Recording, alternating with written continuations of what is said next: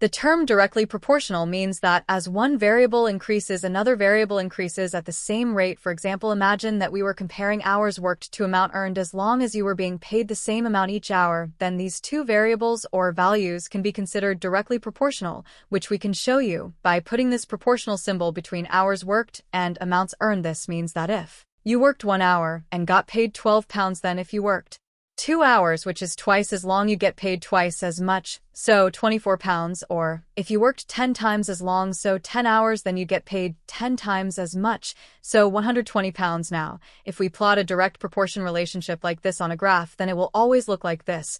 And the two really important points to notice here are that 1, it's a straight line, it's not curved at all, and 2, it passes through the origin, which is this point at 0, 0. If we label our axis with hours worked and money earned, we can see that 1 hour corresponds to £12, 2 hours corresponds to £24, and so on. And so we can use graphs like this to find out how much you would earn in any particular length of time. For example, if you worked 3.5 hours, which we could show with this vertical line, then by tracing a line across the y-axis, we can see that you would earn £42. So to summarize, the main takeaway of this video is that if two variables are directly proportional to each other, then they'll both increase or decrease proportionally. So if one doubles, the other one doubles, or if one halves, the other one halves.